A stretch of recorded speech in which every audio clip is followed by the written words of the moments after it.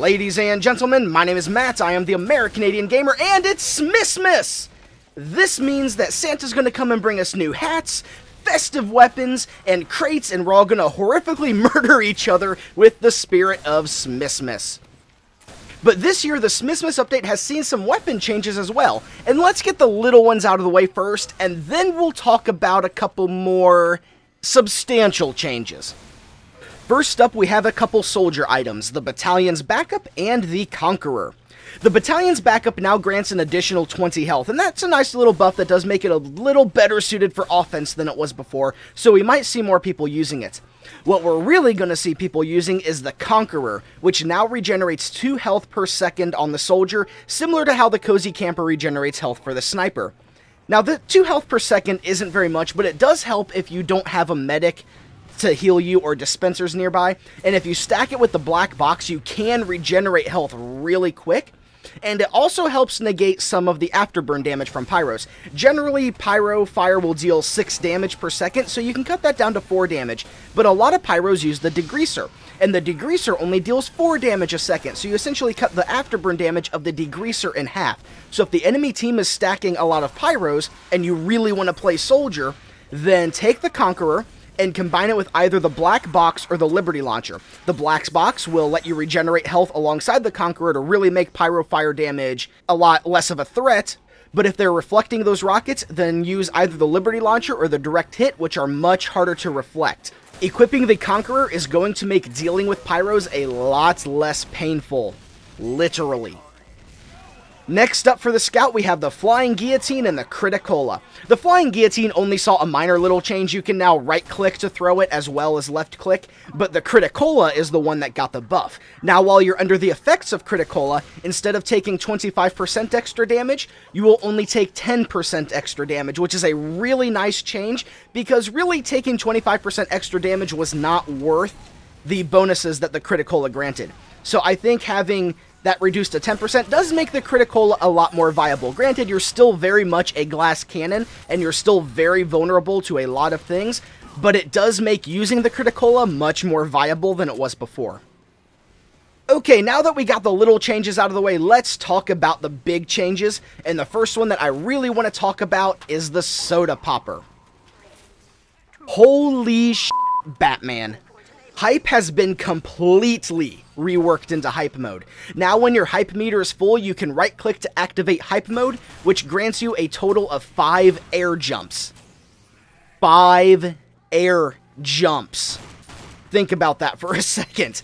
That's a lot of air. Now, the description says that it gives you 5 additional air jumps, which would make you think that you get 6 jumps, because you get, you know, an air jump and then 5 more, but really you get 5 air jumps in total, and it doesn't stack with the atomizer. I've tried, it doesn't stack with the atomizer. It does stack with the winger.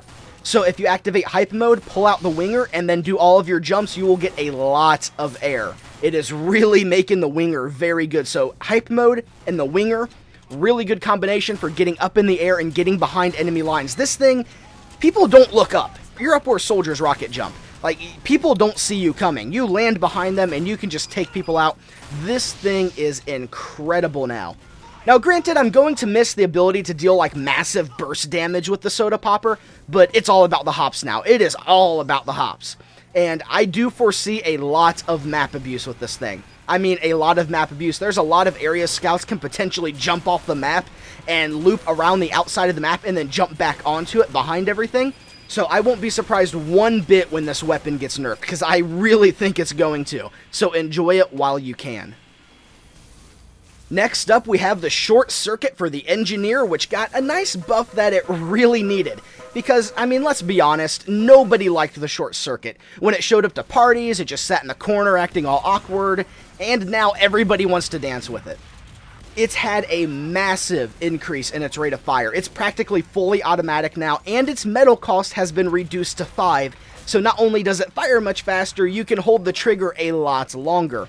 And I think this is going to potentially be the best Engineer secondary in the game. I have watched Engineers completely nullify soldiers and demo men, make them worthless by destroying their projectiles in midair.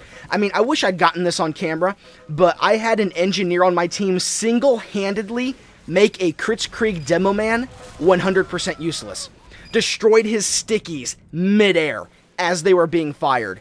I have never seen anything like that. They're better for getting rid of Ubers or nullifying Ubers of soldiers and demo men than Pyros are. Pyros can air blast them back, but now why air blast them back when you can just destroy their projectiles, and then when the Uber wears off, the sentry is going to kill them. Granted, heavies are still going to be a problem, and soldiers can pull out their shotgun, and demo men may demo knight you, but as long as you stay near the sentry, shotgun soldiers aren't going to be a big problem, and demo knights really aren't going to get a jump on you. I think the short circuit is going to be big. Out of all of the recent changes Team Fortress 2 has seen in recent months, the short circuit's probably the one that's going to have the biggest impact on the metagame. This thing is going to be a big, big deal. Definitely give it a shot. And finally, we have the Diamondback, which is another weapon that used to sit in the corner at parties, but now, once again, everybody wants to dance with it. The Diamondback will now obtain crits not only from destroying enemy buildings with sappers, but from getting backstabs as well.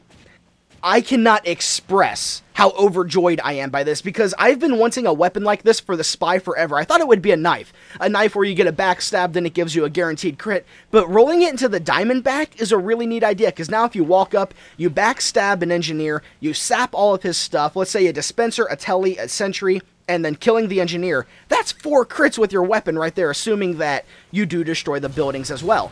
That's a lot. I've had instances where I have walked up, sapped the buildings, backstabbed the engineer, walked away, used the 1 crit from the backstab, and then in the middle of the fight, like a pyro chasing me down, I get the crits from the buildings being destroyed, and then I kill the people that are chasing me away from the sentry nest. It's some really, really awesome stuff. And critical hits from this thing deal the same damage as an ambassador headshot, 102 damage. So after you get a backstab, check for enemies that have low health, because spies can see enemy health, and just pick them off. Aim for the body and pick them off. Now, the only downside of this is that spy revolvers tend to be a bit unreliable. They are very accurate, provided you maintain a slow rate of fire. So make sure that you just take aim. Take careful aim with this so you don't waste your crit. So there you have it, everybody, the big Smissmas changes. There's probably going to be more to come, because there's rumors that we're going to get new weapons this Smissmas, which that would be pretty cool. And if we get new weapons, you'll see them here pretty much right away. So if you did find this video helpful and enjoyable, subscribe, stick around, because you will see more to come. And I do have more Smissmas stuff planned in the future, particularly tomorrow with a live commentary. So, ladies and gentlemen, thank you so much for watching. My name is Matt. I'll see you next time, and Merry Smissmas!